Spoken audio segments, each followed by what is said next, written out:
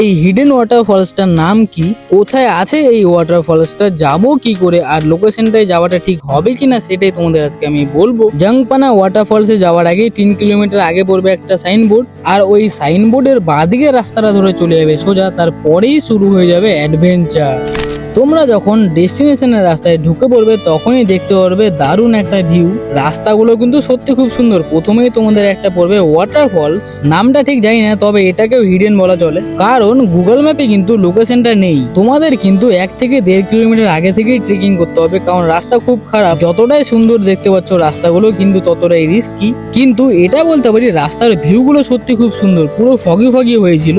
সেদিনকার অ্যাডভেঞ্চারটা বেশ দারুণ হয়েছিল। এই রাস্তার মধ্যে পড়বে একটা শিব মন্দির, অবশ্যই দর্শনটা করবে, তারপরেই শুরু হয়ে যাবে আসল খেলা। প্রচন্ড যোগ আছে এই রাস্তায়, আর একদম সাবধান গাইস, তার কারণ হচ্ছে এক জায়গায় 1 মিনিট দাঁড়ালেই যোগগুলো সঙ্গে সঙ্গে শরীরে উঠে যাচ্ছে। সেদিন প্রথমবার এক্সপিরিয়েন্সটা করলাম যোগ ছাড়ানোর। এত কিছু হওয়ার পরেও কিন্তু আমরা মজা করতে ভুলি নাই। ওখানকার লোকাল লোকদের থেকে শুনেছিলাম ওয়াটারফলসটার নাম হচ্ছে ছাগাই ওয়াটারফলস। লোকেশনে কিন্তু নেই, গুগল ম্যাপে সার্চ করে কোনো লাভ নেই। গাইস তোমরা যদি যাও তাহলে কিন্তু অবশ্যই ক্যারি করবে লবণ আর হচ্ছে স্যানিটাইজার। তোমরা যদি যাও তাহলে 4 জন না হলে 6 জন যাও, তাহলে অ্যাডভেঞ্চারের মজাটা হবে। দেখা হচ্ছে নতুন একটা লোকেশন নিয়ে। Tata, thank you.